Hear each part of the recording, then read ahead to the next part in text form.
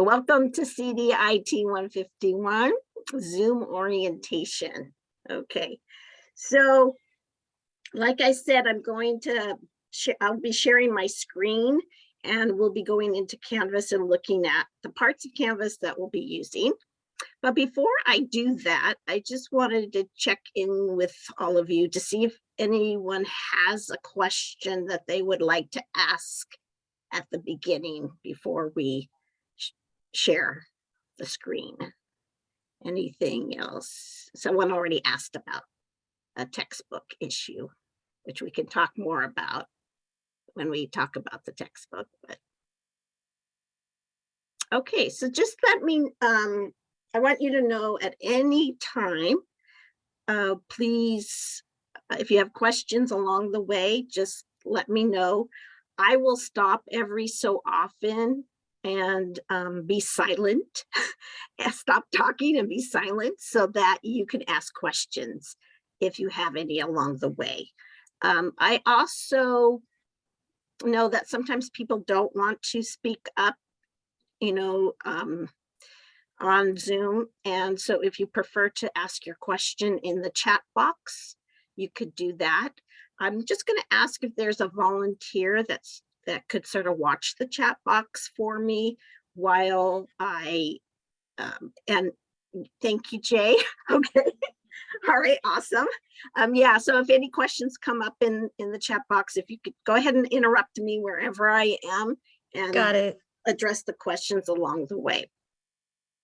The other thing is that I scheduled this to be 2 hours, but I don't typically use 2 hours. But what I do whenever we finish, I hang around. And if you have any individual questions that you want to ask at the end, I'll be here. So I think we had a few more people join us. So I just wanted to say welcome. I'm glad you found, yeah, Kate, you found us on Zoom. Great. Okay. I know some of you don't necessarily want to show your faces right now. A few of you are. It's nice to see faces, but I also understand that you may not want to show your face for a lot of different reasons. So, and I'm good with that. Okay. I also don't really want to show my face. Yeah, but you need to see me. Yeah, even though my hair looks in disarray and all that. Okay, so here we go. I'm going to share the screen and we'll go into Canvas. Now, I don't know how many of you have already used Canvas.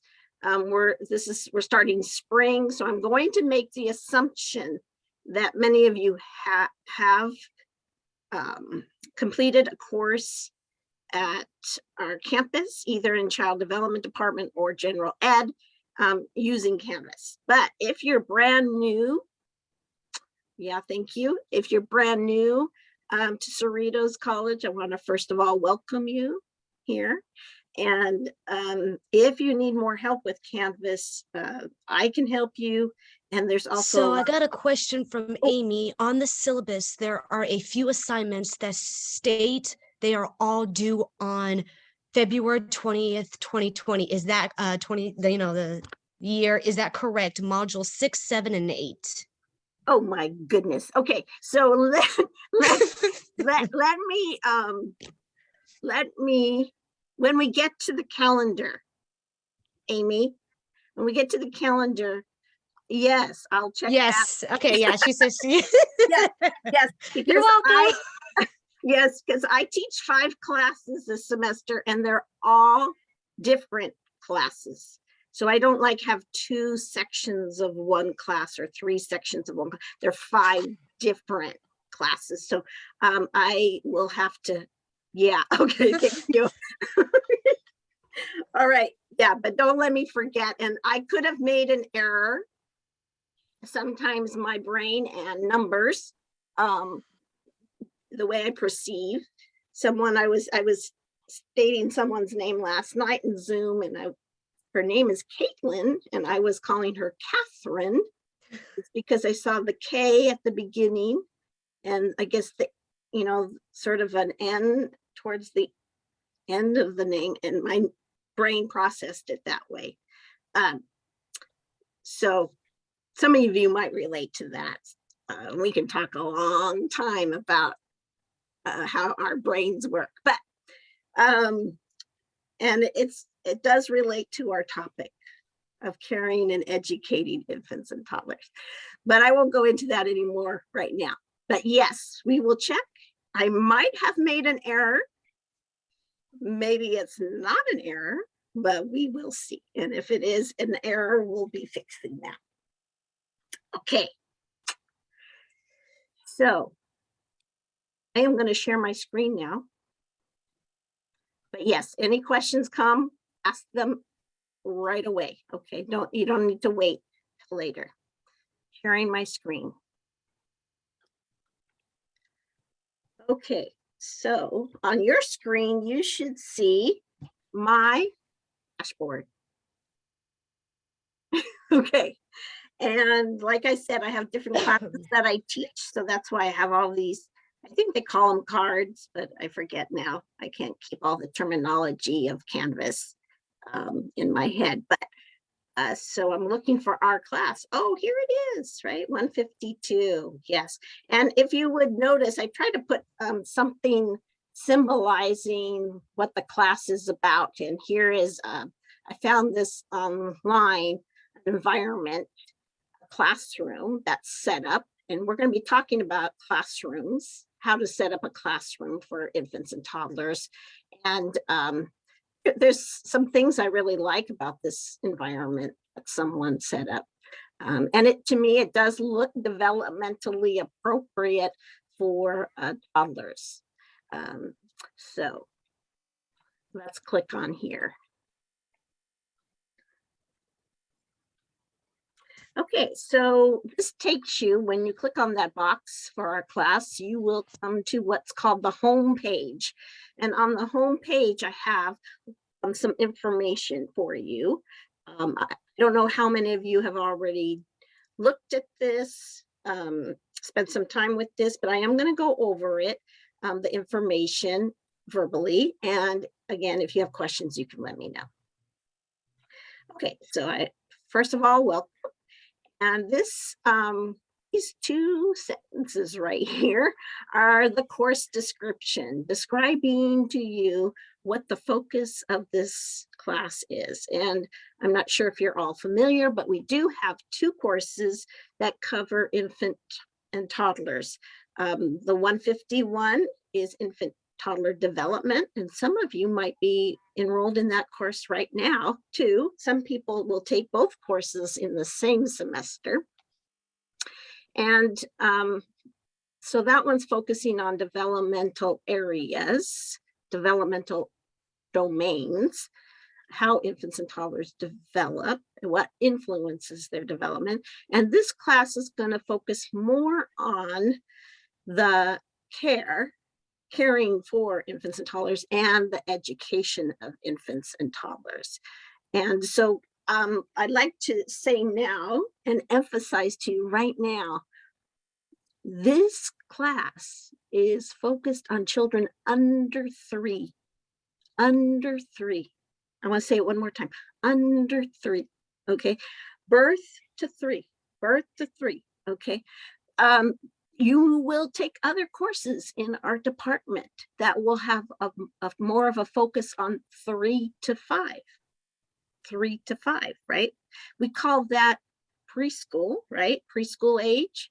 But this is focusing on the first 3 years of a child's life. Okay. And I want to emphasize this because sometimes students will complete an assignment, but in a way that is meant for 3, 4, and 5-year-olds, because the environment is going to look different in an infant room or a toddler room versus a 4-year-old classroom, right?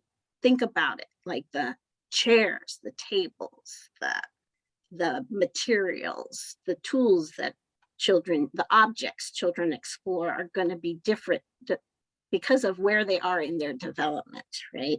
How you set up the classroom, the routines of the day.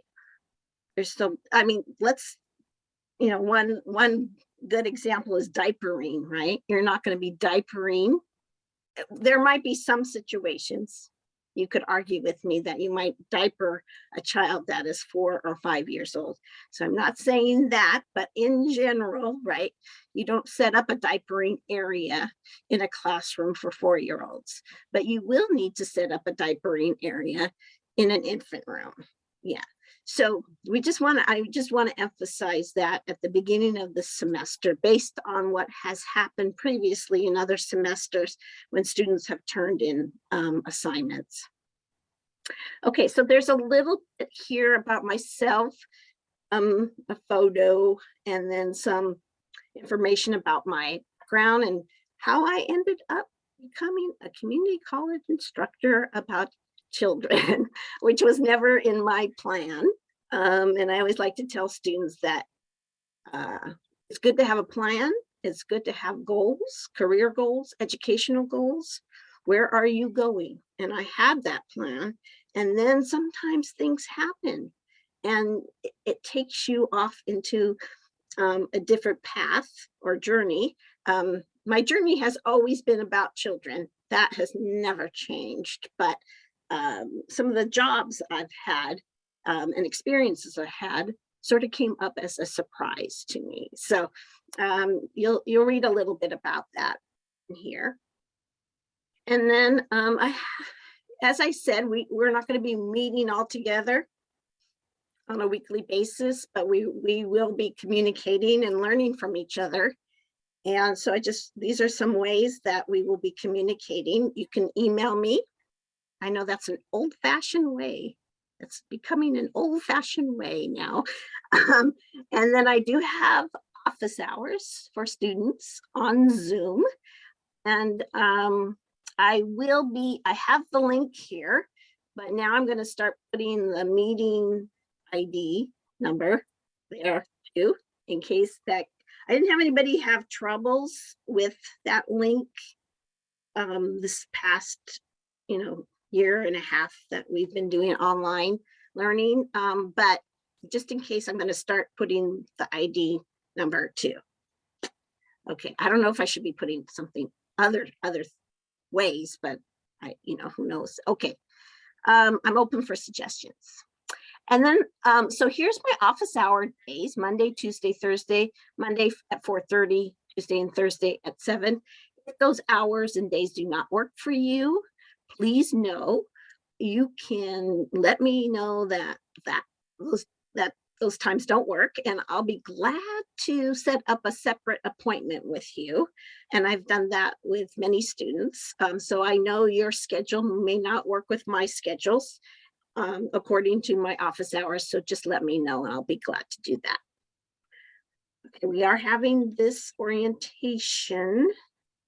Oh, see, here I put meeting ID for this session, but I need to add it for my student office hours. It's for link.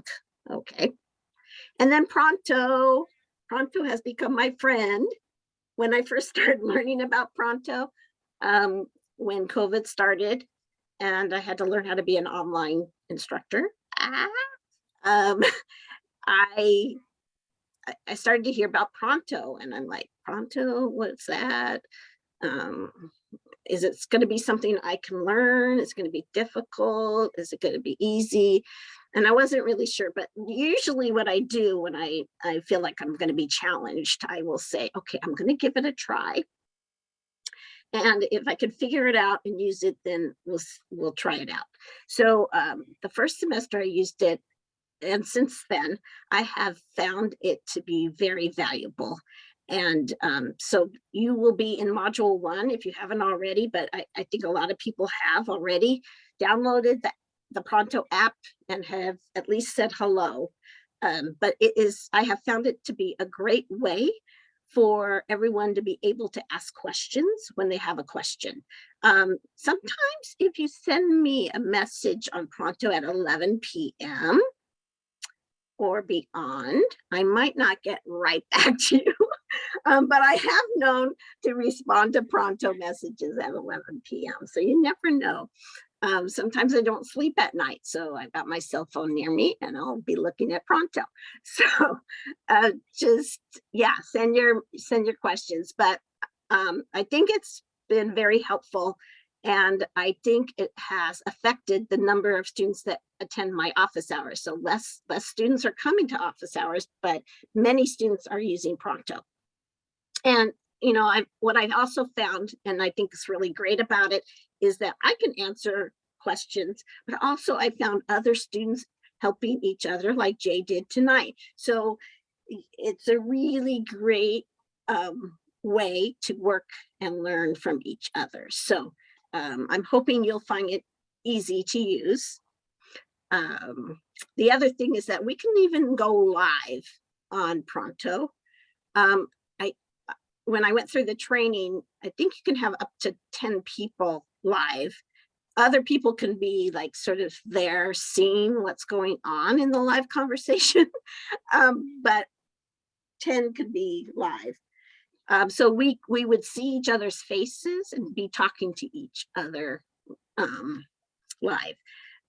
Sometimes it seems to be easy to make that happen on your phone, and then sometimes I've had some trouble, but that is a possibility too, and maybe that's something else I need to work on this particular semester.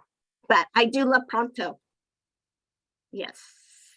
And Pronto, I don't know if you've heard of that word before, but you know, when you hear of something new and you look at the word and what does the word mean and how does it relate to what it is. So pronto to me is a strong connection because I'm partly Italian, and pronto in Italian, I heard my mom used to say that to us all the time. Pronto, like do it now, get it done, don't wait. She didn't ever want us to wait. She wanted it now. And pronto, that's the idea of pronto, right? You can send a message right away. Okay. If you want more information about pronto, here's a link. That is a handout about pronto. And you can Google it too. You'll get all kinds of information about pronto if that would help you. Okay. All right, let me stop for a moment. See if there's any questions. Nothing on the chat. Okay. And I know that I need to give a certain amount of time to be quiet because I know you have to unmute yourself. And sometimes when I'm in Zoom meetings, the meeting is going so fast, even to write something in the chat box, it's like, oh, if I get my question in there, they're already past that topic and they're on something else. So sometimes I just cannot be fast enough for it all. But anyways, I know next time I'll be quiet and give you a chance to unmute. Okay.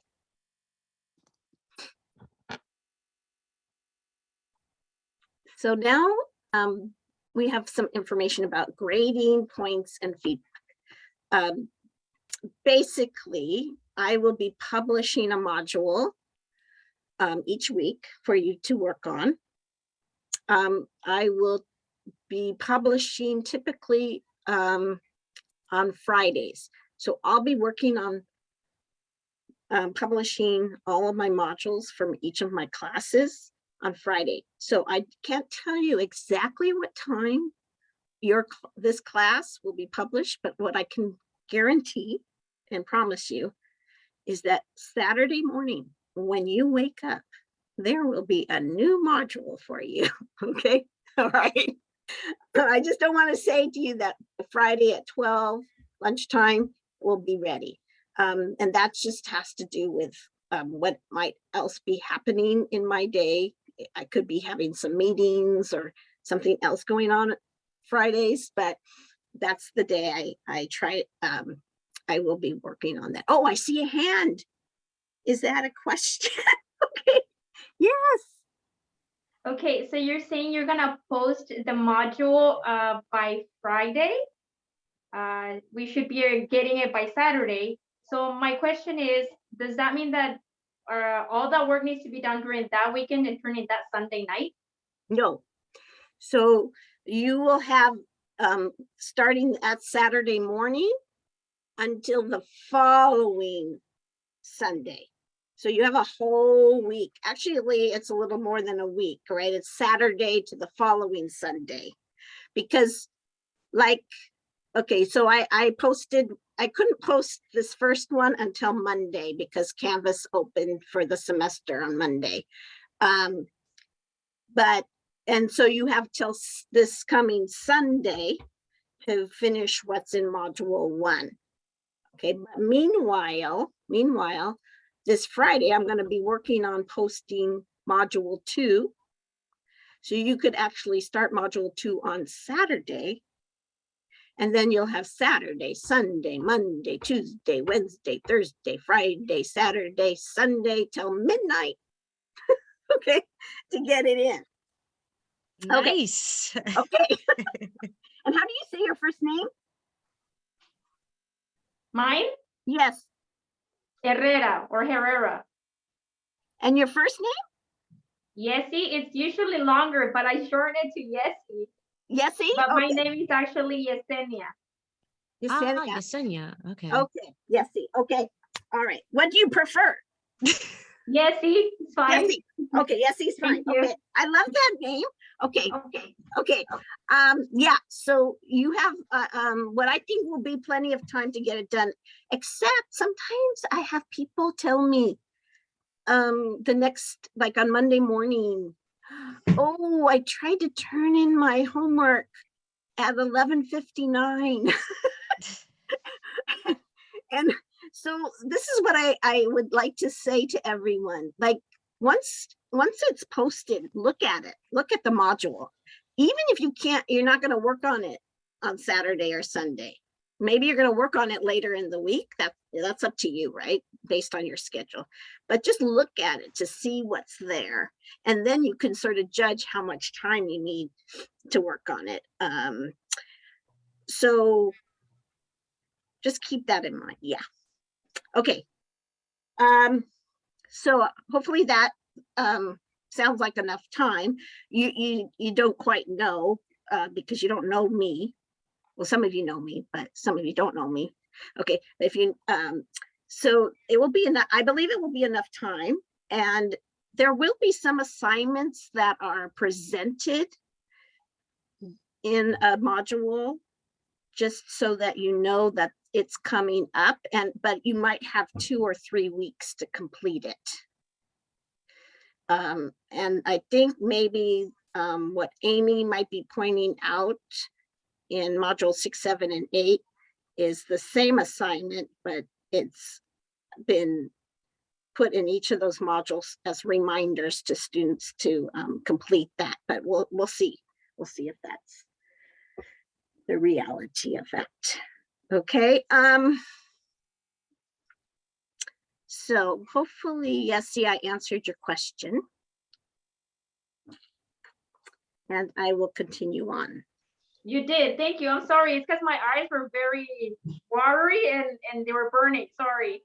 Oh, no. Sorry about that. I'm sorry to hear about your eyes. But okay, we're good. No, I'm glad you asked the question.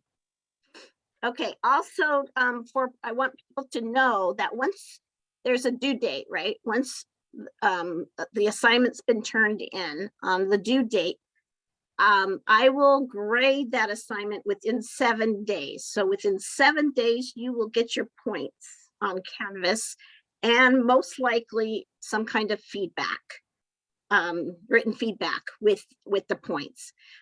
So just so that you know, like, you know, is it going to take me weeks and weeks and weeks to respond to your assignments? No, I you know, I think I'm very organized. So don't worry. Okay. Now, we talked about that. I will be giving you feedback. So I really encourage people to go in and read the feedback because it might be helpful. It might be helpful. And I also do allow for revisions. So if you turn something in and maybe I read it over and I find something is missing that I asked for, and if I take points off, what I will say to you is that you may revise it and receive full points. Okay, Patty asked a question. Will we be able to work ahead on the modules? Saw some other classes, the instructor opened 2 modules at a time, so those that wanted could work ahead. I guess I have a different philosophy than those instructors that open up future modules.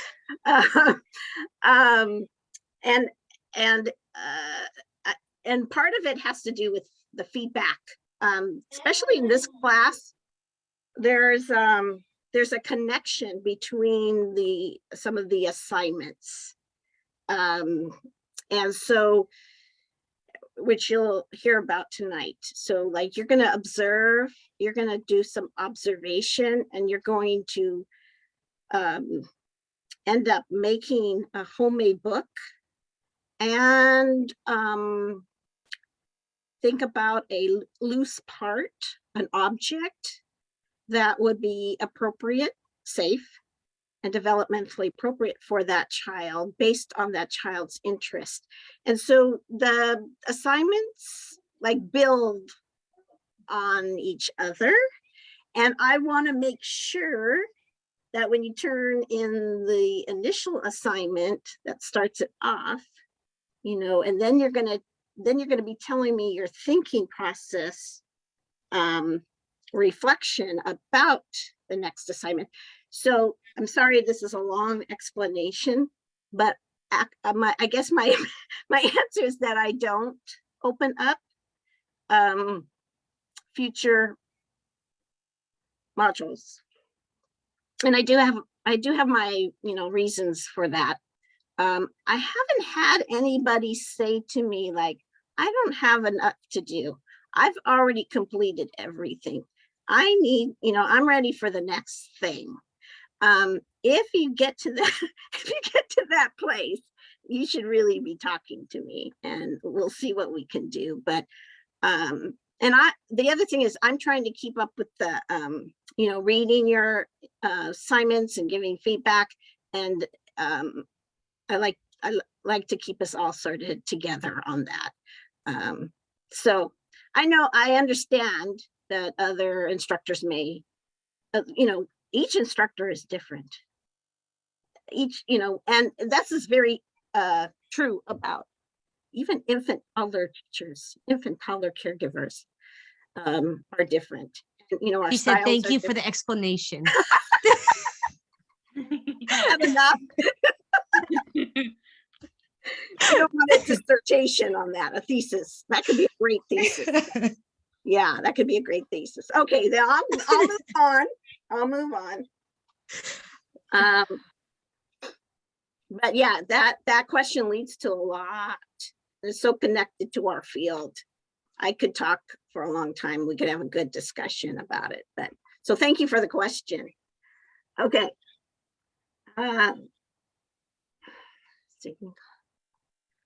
Okay. We'll be submitting all your assignments and activities on Canvas, obviously, because we're not seeing each other on campus, right? So it's all going to be on Canvas. Okay. Here are the textbooks. So I did a photo of each one. This is the main textbook called Infants, Toddlers, and Caregivers. A curriculum of respectful, responsive, relationship-based care and education. So here we go. This is the textbook. If you are going to take the other course now or later in the future, or you already did, please know that this is the book that we use for both classes. So you don't, if you're going to take both of them, keep it. Don't sell it back, and then you can use it for 151. This edition is the 12th edition. I love this author. I love how she writes. I hope you're going to love her too. I've actually seen her several times present conferences, and I can understand what she's saying in her writing. I wish, and I've told publishers this before, I wish she would write a CD 110 textbook. Have you taken CD 110? If you did, do you remember the textbook? Did you read it from the beginning to the end? Okay, Ruth is being honest. Yeah, okay. So, you know, child Yeah, no, development. sorry, Miss Susan, but that book is so long and it's a great information. And I have the book because if I can go back and, you know, to refer in some things that come up later on and throughout the courses that I have taken, but it's a lot to read it. It's a lot. Yeah, it's a lot. And, you know, when you start looking at child development theory and how theorists express their ideas, their theories, it can get complicated, but she has a way of explaining things that make sense. And believe it or not, when I took my infant toddler classes many, many years ago, I had her textbook for my classes, but guess which edition it was? Number 1 edition. The first edition of her book was my book when I took this class, and I still have it. Yeah, I still have it on my bookshelf. Her ideas that she's expressing are so valuable, and they really helped me a lot as I began to work with infants and toddlers. I had, you know, obviously when I first started, had no experience with infants and toddlers, and her ideas really helped me a lot in my relationship building with families and with infants and toddlers. So I hope you're going to like this book too. And then we're going to be using this, which is called the Infant Toddler Environment Rating Scale. For short, we call it ITERS. Okay, now be careful. Be careful when you purchase it. See, it's ITERS 3. ITERS 3. There's a revised ITERS. There's the very first ITERS. You want to make sure it says there's 3. Because it has gone through some changes, and when you purchase it, you just want to make sure you're ordering the correct one. I've had people order and get the first edition or the revised one. Yes, there you go. Yes, Jay, there's the ITERS 3. Yes, very good. And you notice my eyes go to this, but it also says it down here, 3rd edition. So just to keep that in mind. Okay, let me stop for a moment in case anyone has a question about the textbooks.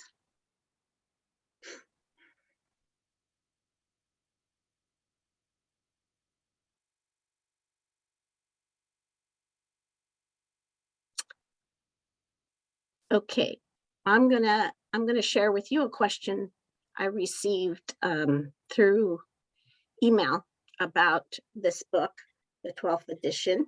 So obviously there's an 11th edition, there's a 10th edition, there's the 9th, and they were asking me, could they use the 9th or the 10th?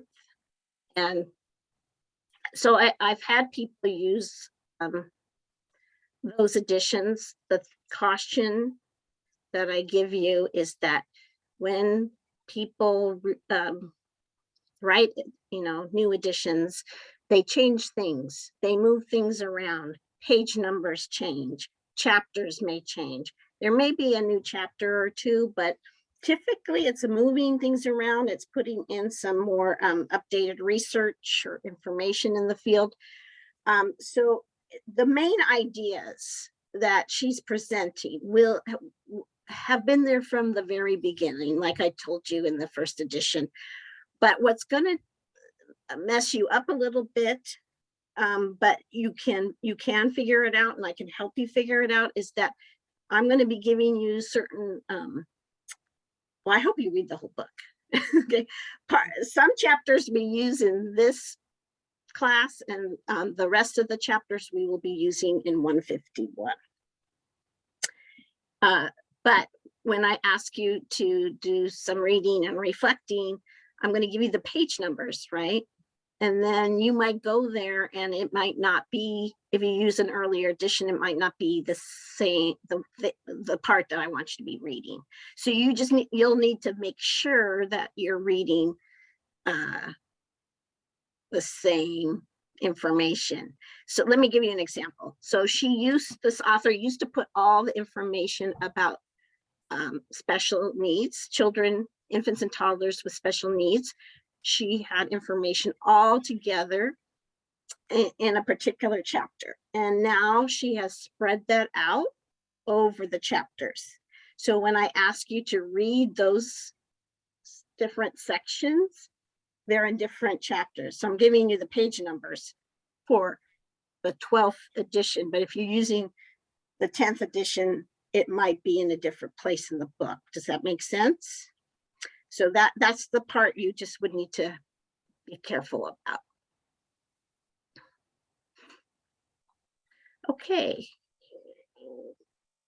And here we are at the end of the home page, and it just gives you a brief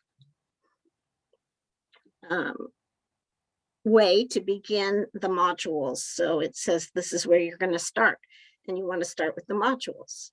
So I have it down here. Let's see over here in this list of links, the modules are here. This is where you can always click on and go to the modules.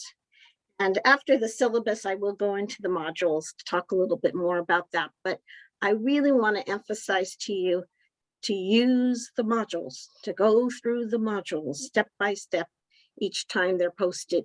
I know that sometimes students get creative and they just sort of pass by the modules, and they're good at finding things in Canvas. So they find the assignment and they start doing the assignment, and then I get a question from them. And there's something in the description of the assignment that says, look at this video. And then they're saying to me, where's the video? I don't see the video. And so then I tell them, oh, go back to the module, go back to because the video's in the module. So if you just sort of jump over the modules and don't pay attention to the module, you're going to miss important information. Okay, so I just highly recommend that you stick with the module. Okay. All right, so let's go into the syllabus. So I sent you a syllabus, right? It came through your email with my welcome letter. So, but it's posted here also in Canvas under syllabus. Okay, I did put it here. I made it available to you both in a Word doc and a PDF, depending on what you prefer.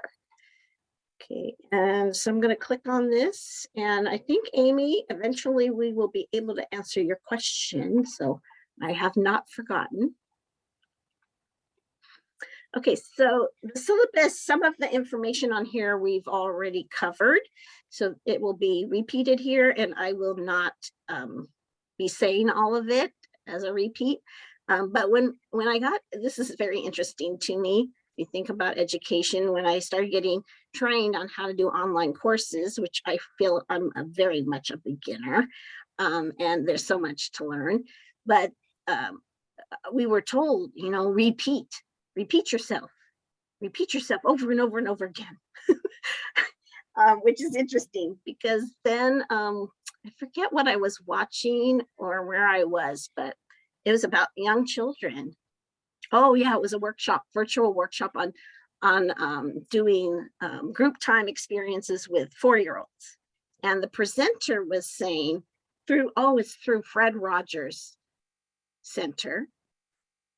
And she was using music and movement activities. And she was saying that you want to repeat, like in a song, like repeat the words like 4 times, do like 4 times, because that gives the child time in their brain to process the words. And because I have a learning disability, that like makes sense to me. Like I'm not 4 anymore, but yeah, that would help me if somebody could repeat themselves 4 times, and maybe I will get it. So anyways, that's why you'll see me repeating things in different parts of Canvas. So we start off with my name, and then I always would say in my classes on campus too that you can call me Susan. I'm comfortable with Susan. Susan is my name. So you can call me Susan. And again, there's the communication information about emails, office hours, what the course is about. And then these are called student learning outcomes. I haven't mentioned those yet. So these are what we're hoping to learn about and hoping to be able to do by the end of the semester for this particular class, right? Oh, Patty, do you have a question? I see your hand up. Professor, the question you already answered, I put it on the chat, and it was already answered. It was regarding working ahead on modules. Oh, working ahead. Okay, okay. Yeah, So you already answered the question. Thank you so much. okay, okay. You may not like my answer to that, but I understand. Okay. All answers you give us are wonderful. So Oh, okay, okay. Well, wow. I wish that was true, but okay. Hey, you hear no complaints, so you're good. You hear Okay. no complaints. Okay, all right. All right, well, we'll see. Okay, so student learning outcomes. And then the books are listed here too. And then I talk about Canvas. What is Canvas? And how we're going to use Canvas. So that we're doing that tonight. Then talking about completion of modules and assignments and activities will be on Sundays. So you have 7 days to complete the modules. Well, actually more than, I think it's 8. 7, is it 8? Because you're getting it on Saturday. Yeah. Okay. So here's the calendar. So each week is listed here. The dates of the week. And then what you'll see here is the topic, what we're covering in the modules each week. We do have a main project that we'll be doing, and it's called the IT, not technology, but infant toddler classroom project. There's several different activities that we will be doing in that project. So you basically are going to be creating a classroom, and the different things that infant toddler teachers are required to do in a classroom. So they'll all relate to the job, the duties, the skills, what's required of an infant toddler teacher. And then the last column has the due dates. Okay, so here it says next module 2, we're going to start an infant toddler book list. So what you'll find in the modules is me reading books to you. They're videos of me. There's a few at the end where, excuse me, where I'm using YouTube books, but they're all books. I have a large collection of infant toddler books that I have collected over the years. I'm getting, I don't know how many potty training books I have, but I do have a lot of infant toddler books that are great for that age. And so each week I'll be either reading one, or you'll see someone else reading the book. And so I'm going to have you record those books just on a sheet. And then you're going to tell me a little bit about what you like about the book. And, you know, as an infant toddler caregiver, right, one of the things you will be doing is reading books to infants and toddlers, I hope, right, from the beginning. And sometimes it can be intimidating to be reading a book, even an infant toddler book. Not so much. I don't hear people saying that they don't like to read to infants and toddlers, but what if big people, I call them the big people, right? The adults come in and you're reading a book, and then how does that make you feel? Or singing a song, or doing some silly movement activity. How do you feel when adults are watching you? And sometimes people would say to me, oh, you'll get over it. You know, I don't know if you've ever had people tell you that around a lot of different things, but sometimes people, yeah, oh, the more you do it, you know. So I don't know, like maybe that's true for some people. You know, we can't stop reading. For reading a book, we can't just stop reading because an adult walks into the room. It could be your supervisor, it could be a director, assistant director, it could be a parent, you know, it could be other teachers walking in, who knows. So, you know, and again, it's a little intimidating. It's a little intimidating for me because when I started creating videos for my online classes, again, having to see yourself, it can be a little, not scary, just a little uncomfortable, right? So you'll see me reading books, and you'll be making this list. Sometimes I've had people say to me, you know, I don't really understand why I have to make this list. And, you know, so I have a reason for everything I do. I don't know about you, but I do have a reason. And it's important for us to have reasons as teachers behind what we do, right? And I've actually had students, after they took this course, email me and say, I didn't know why you were making me create this list, but guess what? I am now an infant toddler teacher, and I am looking at the list of books you read to us and trying to gather up some of those books. So yes, there is a purpose. There is a purpose, okay? All right. Someone asked, or we were looking at the book, and if you haven't ordered your book yet, there may be some issues of getting the book by the time that you need it.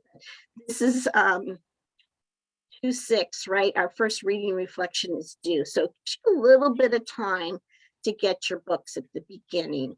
But if you don't have your books by that point, you know, just let me know. And I do accept late assignments 2 weeks past the due date. So if it's a book issue like that, I can work with you and give you an extension. You just need to let me know. Okay, so we won't be going through each of these right now, but you can see the dates. But now I see somebody. Okay, Amy, I have not forgotten you. Okay, here are 3 things. Look at that, 4 things. Oh my goodness. Oh my goodness. Okay, yeah, okay, error. I have made an error. Okay, so sorry about that, but I always make errors, right? And we just need to admit them and fix it, right? So, okay, I need to fix these. So basically the problem here is these are correct. Amy gave you a thumbs up for correcting your error. Thank you, Amy. Thank you. I appreciate that. Your positive attitude. Okay, so yeah. Okay, this is correct. Okay, see how this is module 7. The end of that week is the 25th. So this date, the parent interview should say 2/27. Okay. So this should be 2/27. And I will, what I'll need to do is go in and change all this. And then 2 things I can do. One is I can send it to you through your email, the updated one. And I will correct the one that's here in Canvas. Okay, but you can just base it off of these dates. So like this one, the cozy, oh, this is a fun activity. Well, I hope you think this is fun. This activity here, creating a cozy area. We all need a cozy area. Infants and toddlers need cozy areas too. Okay, so this says 3/4 is the end of this week. So this should be 3/7, right? No, wait, 3, 4. No, 4, 5, 6. This should be 3, 6 here. Okay. If that's not making sense to you, stay calm. I will make corrections and then get it to you. All right. I'm going to make myself a little note and make sure I correct that.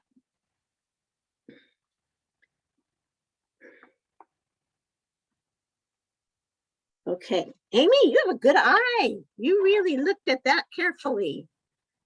Did you find any other errors? Okay.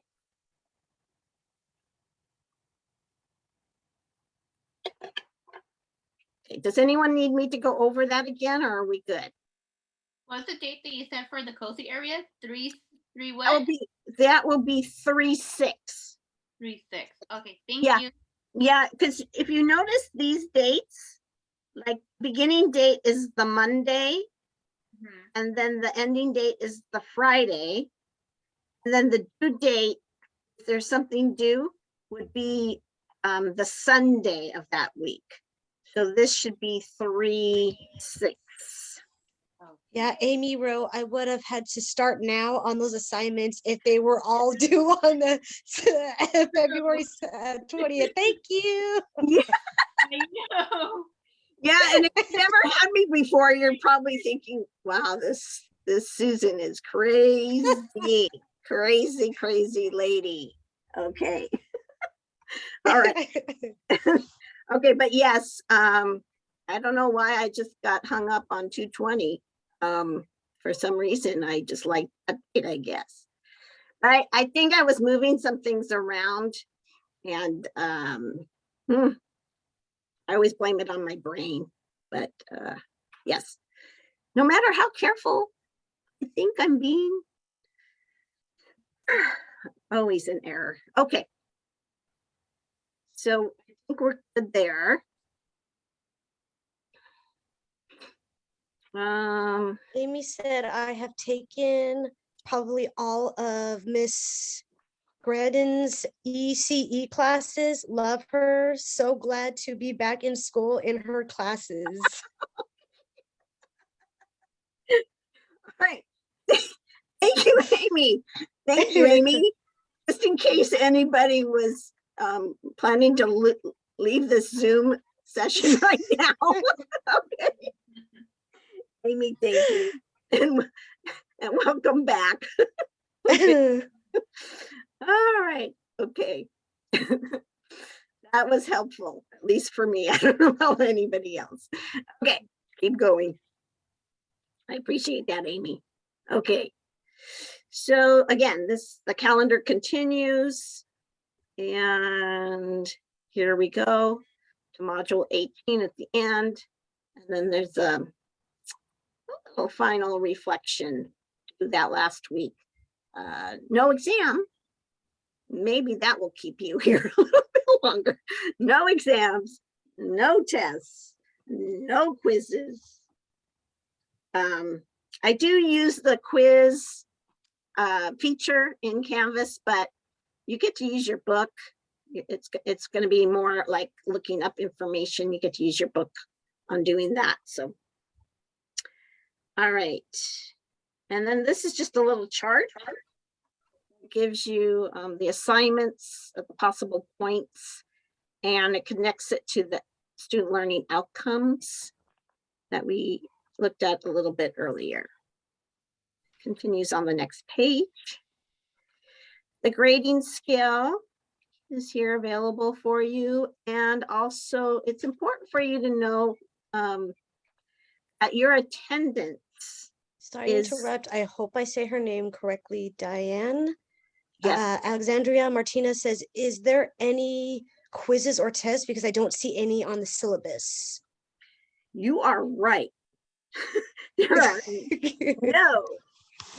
no exams, no quizzes, no. It's actually pronounced Diane Alejandra.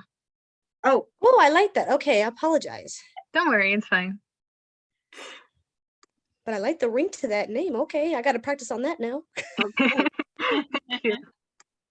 Well, yeah, so now you don't have to worry. Unless you want a quiz or a, It's funny, Patty said, yay, no quizzes and tests! Exclamation point galore. okay, yeah. No, there's assignments, there's projects, and that's how we will know what we're learning. And that's, your grade will be based on those. But no test. Mm-mm. I haven't had anybody argue with me about that one. Like and I haven't had anybody said, I want a test. You don't hear us complaining, so we good. Yeah, okay, that's good. So I'll just keep going. Okay. All right. So this talks about Canvas some more, your grades. Are all assignments from the book? The books. Are all the assignments from the book. The book, not all the, well, the assignment, the books can help you with assignments, but there's information, there'll be information in the book that might help you complete an assignment. So I'm not sure if I'm answering your question. Is that in the chat? Yes. Could you read the question again? Is all assignments from the books? When you say from the books, I'm taking that that you're asking if you're going to need your book to complete an assignment. Carla, is that your question? Or I'm not sure if it's Carla who's asking. Yeah, that's the question they're asking. Yeah, I don't know how to pronounce that name. I'm really terrible with names. It's okay. I am too, but so I'm not sure if that's what you mean by your question. So all I would say is that there's some like there's reading reflections, and obviously you have to read the textbook to answer the questions. And then there's some activities that we'll do. Like for one example would be in the big project we're going to do at some point towards the end, you're going to be actually drawing what the inside of a infant toddler classroom would look like, how you would design it. And so I would say, oh, go look in your book because it's got some examples to help you, to support you in completing that assignment. So that, I guess that's a good way to put it, that your book will support you with many of the assignments. And the answer from them is okay. Okay. All right. Good. All right. Anything else, Jay, in the chat box before I move on? Nope. I just No? love it when you start talking. I just get like the funniest questions, or they get excited there's no quizzes, so you're good. All right. Yes. Okay. I'm glad to hear that.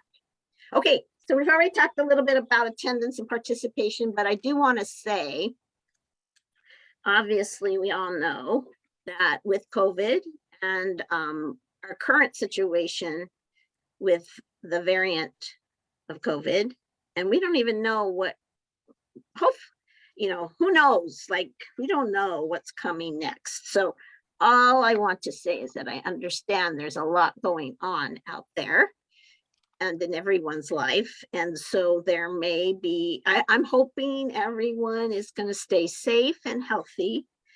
this semester, but I also know that hopefully none of you are going to be experiencing COVID. But I also know that, you know, we all have family, we have friends, whatever that might look like in our lives, right? And so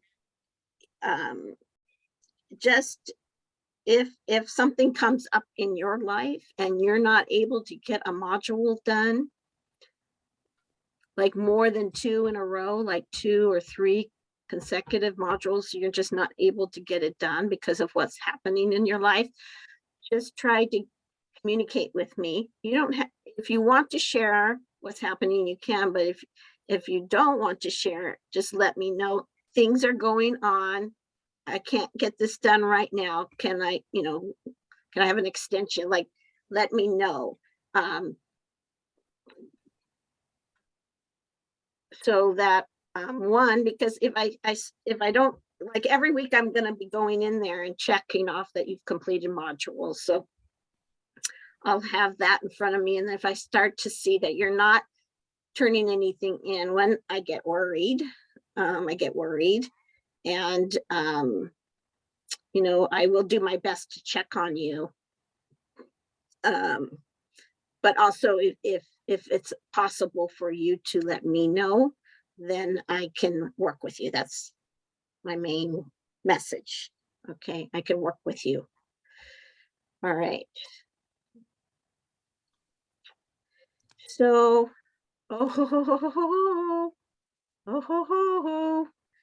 this one right here. This one right here, I want to emphasize. I don't know if you know what dot pages files are, but my computer will not open them up. My computer starts to have what I call a tantrum when I try to open up those files. It goes berserk on me, and I have to totally shut down my computer when I try to open one of those up. So I am asking you not to submit any of your homework or assignments in dot pages files, okay? When I come across anything like this, I always check with my friends, those who are teaching and those who are in IT, and I say, what is this? And why isn't it working for me? And I'm not the only one. Other faculty are also telling me they cannot open dot pages. And I don't know if it's part of, if you have a Mac, I'm just not sure. But I've even tried to like Google and find out more about it, and I don't know, but I'm just asking you not to use those. If you send me one, I'm getting better at seeing that's a dot pages, don't open it, okay? And then I'll send you a message back and just remind you, oh, I can't open this file, please send it in Word, PDF, something else other than dot pages, okay? But I've been saying this for the last year and a half, and I still get dot pages sent to me, so sort of used to it.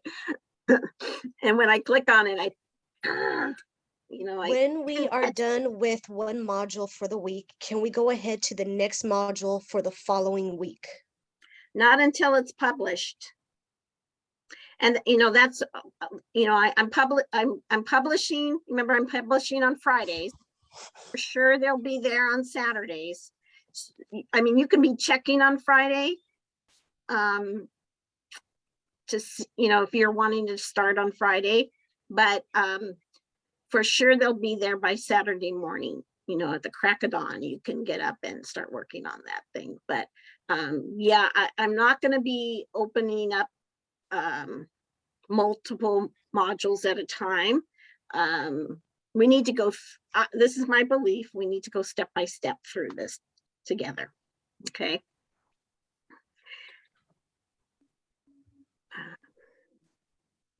Okay, this is a list of what we're using on Canvas, and I'm basically going over that tonight. And then I have some important messages here on page 5. So starting with Student Accessibility Services, SAS. We used to call it DSPS, but now it's SAS. And if you have need some accommodations, academic accommodations in this class, this is, you would first need to go through SAS to get those accommodations. And then I would get notified through a letter to make sure that those accommodations are given to you. So the phone number's here and also email address. And if you want to talk more with me about it, I'm welcome to have that discussion with you too, okay? Then the next bullet point has to do with, I'm a mandated reporter. All of you will be a mandated reporter when you're working with children and families. And we are also, as community college instructors, mandated reporters under what's called Title IX. And so if anyone shares with me that they have been sexually harassed, sexually abused, or been in some kind of sexual violence, whether it's happening currently or in the past, and you share that information with me, either verbally or in one of your papers, I am required to share that information with what's called a care team on campus. And the care team is there to provide supportive services for you. So they really ask us to share this information with you. The next one has to do with for students who may be pregnant this semester. And if you are pregnant, again, there are accommodations that you may request for this class. And again, I have given you the person and the phone number that you need to call, set up an appointment with you virtually, and the paperwork will be developed that would be shared with me as far as any accommodations you may need. Okay, and the last piece on this last page here has to do with basic needs. And the college now has many supportive services and resources available to students regarding food, hygiene, housing support. I don't know if you heard about that, but they have actually opened up some apartments for students. And other kinds of resources out in the community. And even if you're needing a laptop or Wi-Fi, college has a loan program available to you. And so I put the link here. There's lots of more information on that website, the Cerritos College website, regarding all these resources. So if you need more help with that, please know that I'm here to help you with that. And so is the college. Okay. All right, so let me stop for a moment, see if there's any questions before we start looking at the assignments.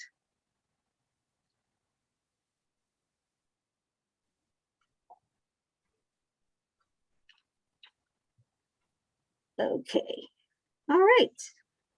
So this is just an overview of assignments. So there in the modules, there will be PowerPoint presentations. There will be notes that you will complete about that information on the PowerPoint. You will also be watching some videos within the modules and answering some questions on those notes. There'll be discussion posts and other kinds of activities that you'll be involved in. Okay, we've already mentioned about the reading reflections, so I won't, there's not really much more to say about that right now. And then let's look at our first assignment, which is called the parent interview. So as an infant, toddler caregiver or teacher, you will need to get to know the parents, the family, right? And the child. You will need to build a relationship with families and children. And getting to know the child, right? Because they're infants and toddlers, it will be really important that you are communicating with the parent. So this is sort of like an interview, asking the parent some questions about their child. So now it has 13 questions, but we need to think about COVID, right? So I cannot ask you at this point to go, and I don't want you to go out and go into someone's home to do the interview. I don't want you to go anywhere to do this interview with a parent, okay? You could do the interview in your own home if the parent and the child is in your home. You might be the parent. I don't know, do we have any parents that have children under the age of I have a 3? question. Yes, What if we don't have a child? okay, we'll get to that one. We'll get to that question, yeah. We'll get to that question. So the interview does not need to be face-to-face. So it could be someone that you know that has a child under the age of 3, and you're not going to go to their home. They're not going to come see you, but you're going to either use email, the telephone, your cell phone, or some other form of communication to ask them these questions, or to give them these questions, and they're going to give you their answers back. Does that help, Carla? Yes. So if you started thinking about, do I know anybody that has a child under the age of 3? Can everyone say yes? Okay, if you're saying no to that question, then you'll let me know, because we might have a parent in this class that would be willing to answer the questions for you. We'll have to see about that. Okay, so yes, you are not going anywhere. Not even like, I don't even want you to like say, oh, we can meet at a park. We can be outside somewhere. Don't even do that. You can cut and paste these questions into an email and send it to them, have them type their answers on the email and send them back to you. Okay? We need to keep everybody safe. That's number 1. Okay?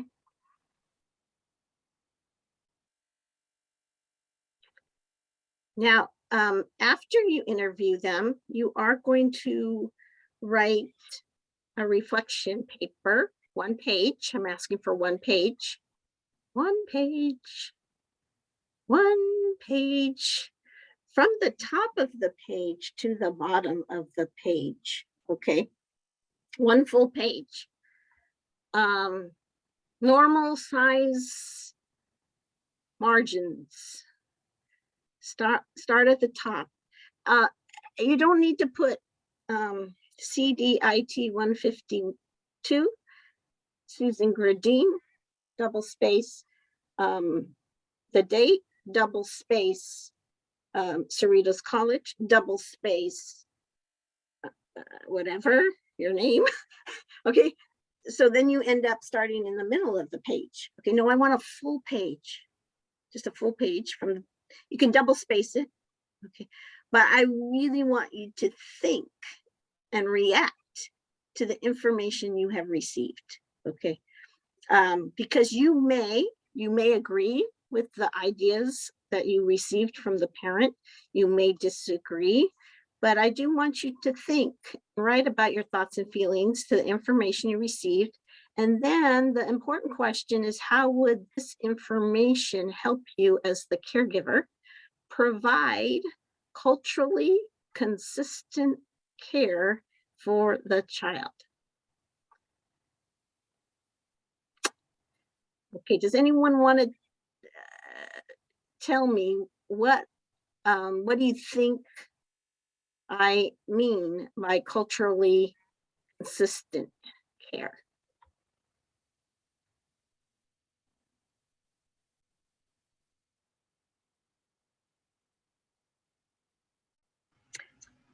It could be like, on my understanding, it could be like how they, according to their traditions or their education, we we proceed from there to educate or provide the education to this infant and toddler. Okay, good.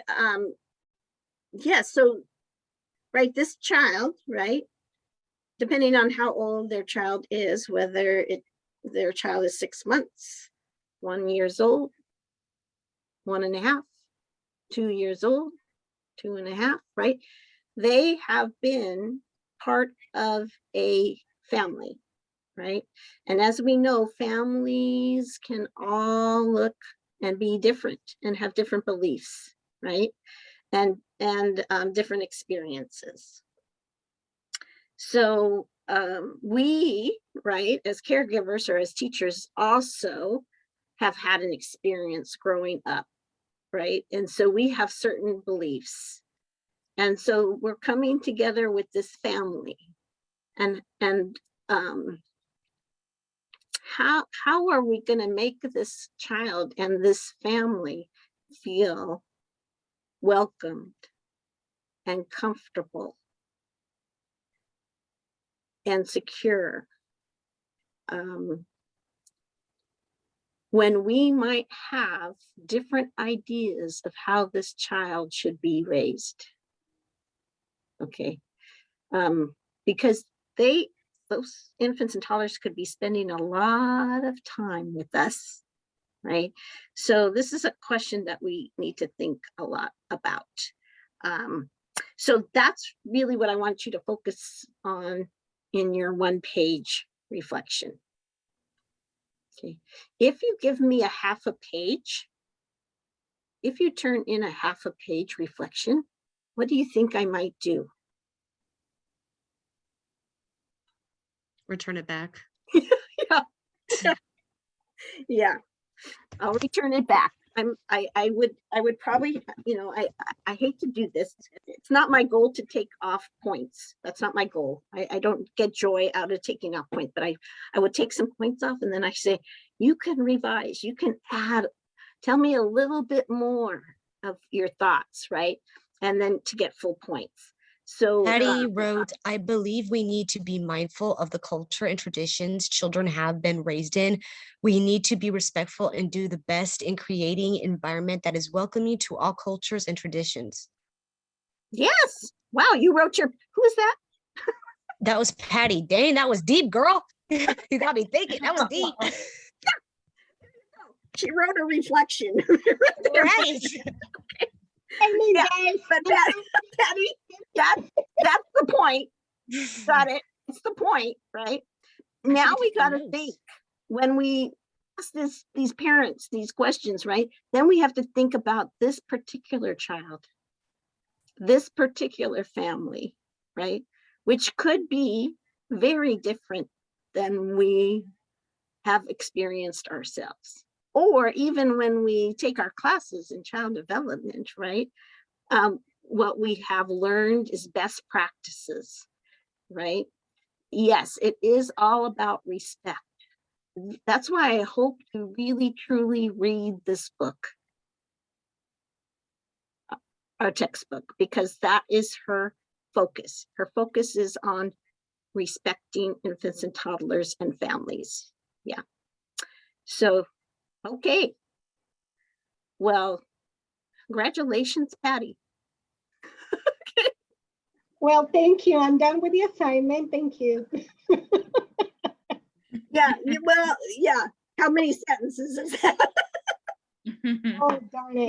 You're going to expand on that, but that is the point. That is the point. So you've got the point. And then now we need to think about each individual child, right? And what is it about this child and this family? What will we need to do? Absolutely. Absolutely. Okay. So thank you. Thank you, Ruth. And thank you, Patty, for helping us. And hey, thank you for reading that information to us. Okay. All right. Now, I mentioned before why we sort of have to do this module by module. Okay. So you're interviewing the parent. Okay. Now, this assignment is about looking a little closer at the infant or the toddler of this parent. Okay, so we're staying with the same family, and you might already be saying, Susan, I can't go to their home. You just told me I can't go to their home. No, you can't. Okay, so we got to get creative here.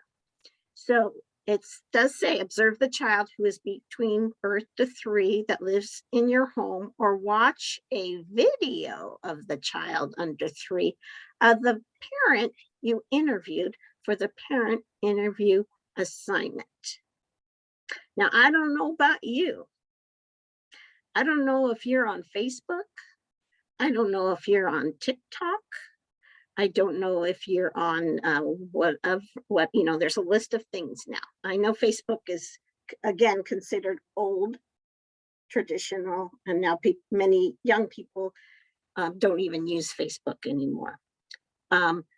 What I do know is that people are getting very good at recording videos on their cell phones. So I'm assuming that the parent can record their child for you, a short video, while they're exploring, playing, or interacting with others that you can watch, observe, and then record, write. You're going to be writing some sentences down. Okay, I only know this because I do have a Facebook page, but I don't put anything on it. Because I don't know where people find time to do all that, but I have a sister-in-law and she's got some grandchildren, my nephews and my great nieces. Her grandchildren are on that Facebook video clips and all kinds of things all the time, like probably daily. It pops up. So I think it should be available to you to be able to get some kind of video clip to watch the child. So again, if the child's not in your home, then you would need to work with the parent on this, right? And obviously, some parents may not be using videos. Like, it doesn't have to be on Facebook for you to go to. If you know this parent, this family, and they're comfortable, they might just send you a video clip. Okay, let that sink in just for a few minutes there to see if you have any questions.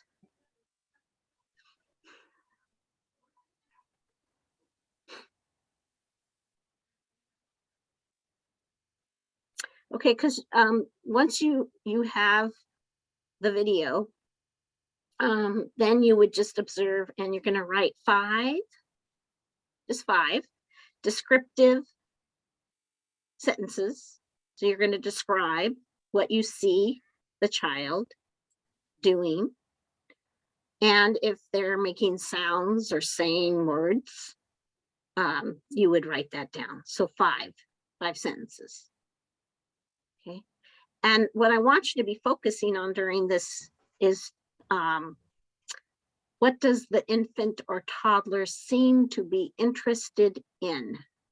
What Patty do has they? a question. I have 2 questions. What if we don't know a parent with children under 3? And for how long do we need to observe a toddler? Okay, yeah, so if, for your first question, if you don't know of anyone and you can't think of anyone, then you should, I think the first thing is that we check with our classmates and see if there's anyone in the class that would be able and willing to do the interview for you and also share some video clips of their child. So that would be the first step.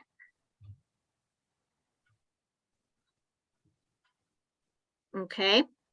And Jay, could you tell me, is the name is there of the person that's asking the question? Oh yeah, it's Patty. Okay, okay, Patty. Yeah, so I don't know if that helps with question number 1 that you had. And then question number 2 was how long do you need to observe? So not very long. Not very long, because infants and toddlers they're so active. They're moving and doing and exploring. Even young infants, they can just be laying on their stomach or laying on their back. I mean, laying on their back and moving their arms and their legs, and their eyes may be tracking something that they see moving in front of them. So it doesn't need to be, I don't have a time. Like, I'm not telling you, you need to observe for 30 minutes. All I'm saying is I want 5 sentences from you. And having you tell me what they're, what they're focused on. Patty, does that help? Did my answers help you? Yes, Professor. My question, just elaborating a little bit more on what I was trying to ask, is Okay. For this particular assignment, are we supposed to observe the child? Is it just one day that we're supposed to observe? Is it over a week time period? Is it just one day for 30 minutes and just grasp what we could from the observation and write down what we got from it? How lengthy is the observation that you want us to do for the child? Okay, good. All good thinking process there. So actually, before COVID, sorry, you might be hearing my dog bark. I don't know. Well, it's not my dog, but it's, yeah. Anyways, that's a long story, but that's Miso in the background, if you can hear Miso barking. He reminds me so much of a toddler, by the way. My dog, this dog, Miso, yeah. But I won't go into that, but there's a lot of connections there. Okay, so okay. So before COVID, this assignment looked very different. I'm going to just share with you. I used to, obviously, I could have you go out and actually observe this infant or toddler in their physical space. And I had people doing that over a 2-week period, 5 different times, because I wanted people to see, like, over time, what was the interest, because a child can show an interest on one day in one moment, right? But I really wanted us looking for an ongoing interest, right? And so, but then COVID hit and I can't even have you go observe a child outside of your home. So I didn't want to make it so difficult for you. So I'm just asking that, and I don't want to make it difficult for the parents and the family either. So whatever you like, if it's not a child in your house and you're going to be going, if they're going to be sending you some video clips,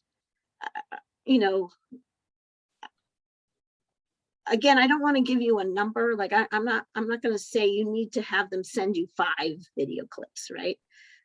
because you might get one video clip and be able to do that assignment with one video clip. Again, I was talking to you about my sister-in-law, who's my nephew had a child that is now a toddler, and proudly, as his aunt, I sent him one of Eric Carle's books. And I don't know if you know Eric Carle.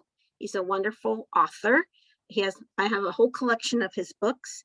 I love the way he tells the story, the words he chooses, and his illustrations are amazing, because he paints his own paper, cuts them out, and makes his illustrations. I'm guessing this is the man.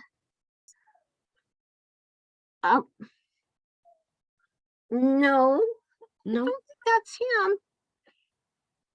Oh, because it says Eric Carle was an American author, designer, and illustrator of children's book. His book, the Very Hungry Caterpillar. Yes. Yep. Yeah. Okay. He looks different in that photo. But it could be screen to screen. Oh, it's okay. I'm like trying not to let it reflect. And I haven't seen him in a while. I haven't. Yeah, that's him. Okay. Yeah, I see. Well, that last one in brown jacket looks more like him. Ah, got it. Yeah. Okay. Yeah. So. Yeah, that's Eric Carle. Oh my gosh, Eric Carle. Yeah, you can Google him, and yeah, he has so many wonderful books. So yes, his first book was in 1969. 1969.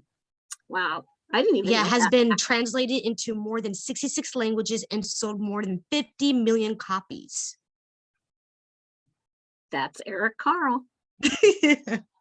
I think one of the books on our book list will be an Eric Carle book, because I like him so much. Yeah, thank you for sharing that. He so I had sent my nephew's son, whose name is Rylan, and it was one of his famous books, Brown Bear, and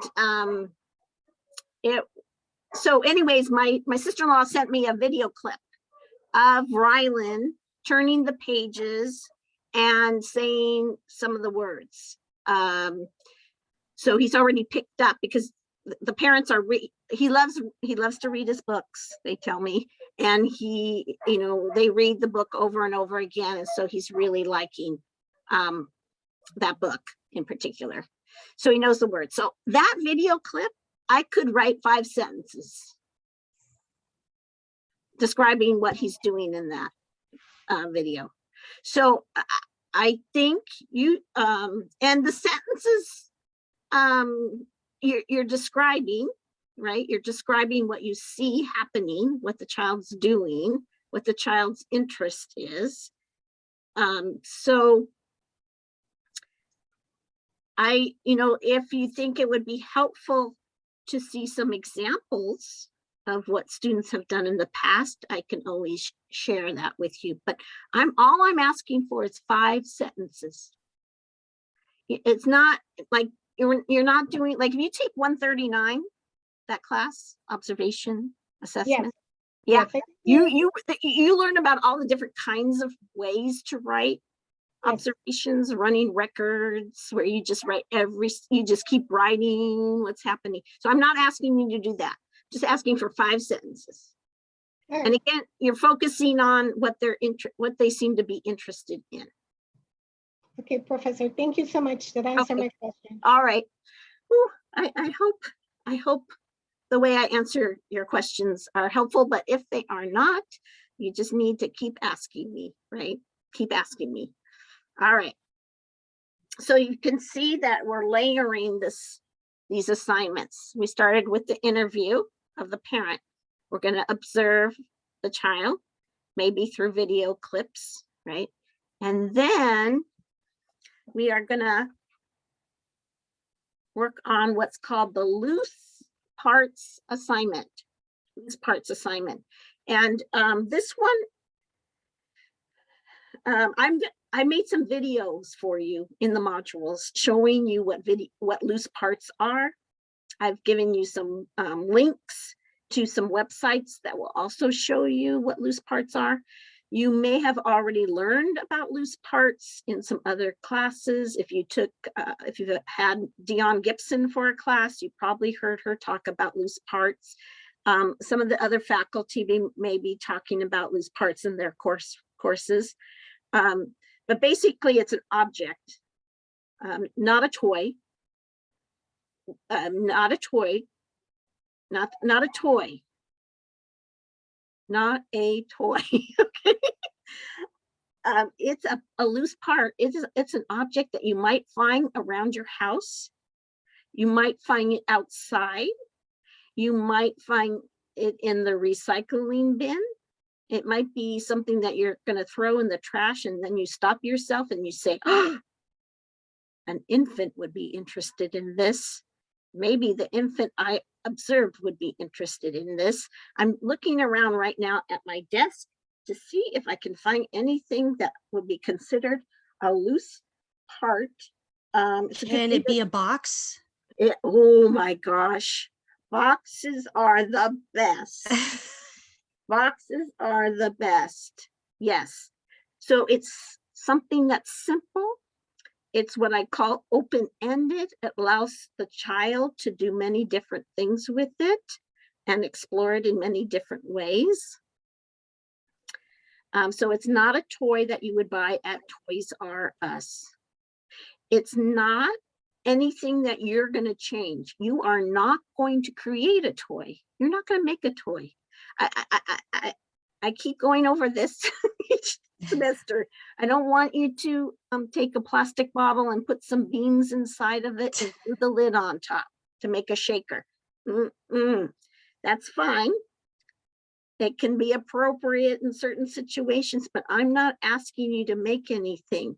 I'm just asking you to find an object that would be safe, that would not be a choking hazard for an infant or a toddler to explore. Well, it should fit. I'm going to ask for it to fit with the observation that you did. Because so you can't right now decide, oh, I'm going to use this as my loose part. Nope, not yet. Not yet. Okay. Because you have to observe. And that is the idea of reflective curriculum planning based on children's interests. And infants and toddlers have interests. It might be a person. They might be interested in a person. They might be interested in their puppy. They might be interested in pots and pans. Okay, so this will take some thinking. And as you can see, the observation needs to come first. And before the observation, you're meeting the parent, getting information from the parent. So here is an example of how it's layered, and we're building step by step.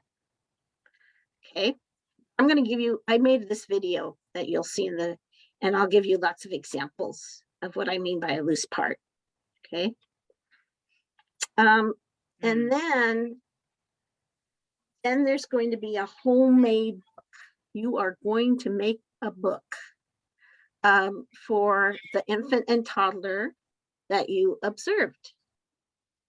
You have figured out what their interests are, and then you're going to create a book on that. It's going to be a simple book.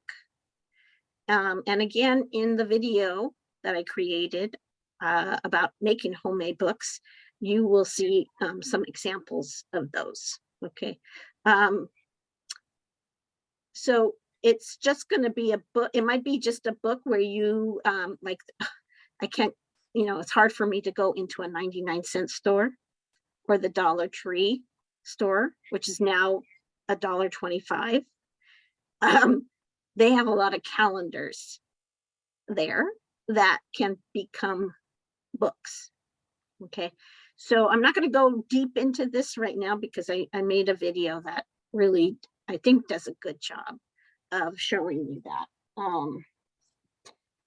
Even under my desk, I have calendars here with me that are no longer the, current, the current year, but someday I'm going to make a book out of them. Okay. But it has to be a book that could be in group care. If you think about infants and toddlers turning pages and looking at a book, think about how we can make that book so that it lasts longer than one day. Because what comes out of toddlers or infants' mouths? What comes out of their nose, right? Sometimes they might want to put the book in their mouth and it gets all wet. So we're going to put some protection. We're going to use some different ways to make a book that will last a while in a classroom. Okay. And then there's a short paragraph that you're going to write for me, telling me why you picked the topic for the book. Okay, we're almost done on the syllabus. So we have the book list I already talked about. And then I mentioned the project, the infant toddler classroom. These are the activity, the names, the titles of the activities that we're going to do around that project. So again, this is why I don't open later modules, because just to focus on what's happening that particular week is going to be, I think, enough, rather than trying to move ahead. Even if you're fast at getting things done. Okay.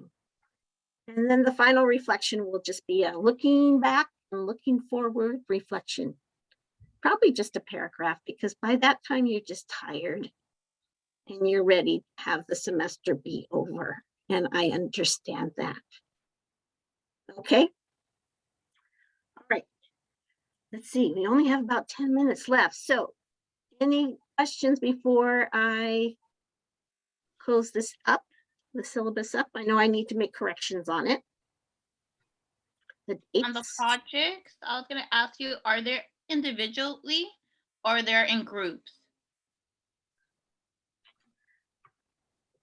Are you saying individual, like will you be Like completing individual us doing it ourselves, the project, or it's like some of the projects are in groups?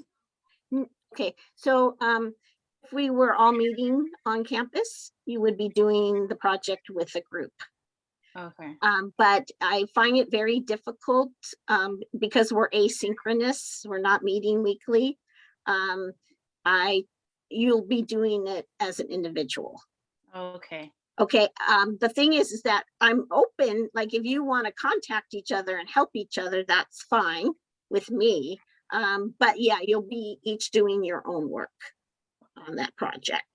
And I've also found, because I do teach an advanced administration class and I do have a group project on there, and I have found even when I just do one group project, whoo, it's difficult to get people together. Whew. Yeah, so I don't know what your preference is, but for this particular class, it's just going to be individual work. But again, you can use Pronto and other forms of communication to share your ideas with each other if you would like to work that way. Okay. Okay. Thank you. You're welcome. Okay, so I'm going to close this. And we don't have too much more to go over, but I did want to go over this first week's module, and just real quickly, because I use this same format through each of the modules, right? The content and some of the activities that you're going to do in the modules will be different. But I always start with the directions page. So if you open that up first, you'll see a short introduction and then my video message. Okay, and I don't know if you've all seen my first video message here, but when I first started learning to be online instructor, someone told me, you need to make videos and you need to close caption them, because then the students will see you. And that's really important online. And like, oh my gosh, I have to learn how to do videos and I have to close caption them. Oh my God, that's a lot of technology. But you'll see, I hope you will enjoy my videos for this particular class, because I do use puppets to represent a teacher and also a director of an infant toddler school. And then you'll see the babies too along the way, and the backdrops change. So here we just have the front of the school, but you'll see, yeah. So I think I got creative. I don't know if you're going to enjoy that or not, but I hope you'll see that the content is in there, but I'm also trying to have some fun. Okay, and I have the steps for the week. And again, this first module is just about learning about Canvas. If you don't know, the syllabus is there, which I have to fix. The orientation, which we're doing right now. Downloading Pronto, and some discussion posts. So if you don't know already, when you're on this page and you finish reading all of this, then you're just going to come down to this next button down here and click it, and it will take you to the next, which is Netiquette. It's a discussion post. There's another video and my resources. Then it's going to ask you to answer a question here in the reply box. So I will be using discussion posts. That's one way for us to hear from each other about our ideas regarding different topics. Okay, and some of you have already done this. Very good. I will be reading all of those. And then we're going to click next. You won't see those until you put your answer in there. Okay. And then this one is about getting to know each other. I have a whole bunch of questions. Whew, 18 questions. Oh my. Just to see what you know. And you're going to put your answers in the reply box. Once again, we have some that have already answered. Try to do that as soon as you can, because the second part to this, when you click next, is a handout here. You're going to open up, and then you have to go back to the first discussion post and see what people answered. And you're going to be putting their name and their answer on this sheet. And I want you to try to use as many different people, you know, on this sheet as possible. So I did say there are over 40 students. I think we're at 46 in this class. So if you could, get to know a variety of people's names by doing this. Okay. And then you're going to submit that for some points. And we just have Pronto app download. Okay, so that's the first module to complete. Any questions? I'd like to talk to you after class, but that's it. Okay, so just to know that back over here we have the assignments. I told you don't just go into assignments and forget the modules, because the modules have more information there that's going to really help you, I think. Your grades, you can come here and see your grades, and also a list of all the people that are in this class are over here. Also announcements, once in a while I'll put an announcement there, so I suggest that you try to check in on those when you can. And that the job announcement there already, in case you're looking for a job. Okay, so my gosh, the time went really fast, at least for me. You might not think so, but I appreciate that you came, and I am going to stop the recording now. I will put the recording once I get it back from YouTube with the closed captions. I will post it on home page and in Pronto. Okay, And if you have questions later on, place them in pronto, email me, or come to my office hours, okay? So I'm gonna stop share. I'm gonna stop the recording.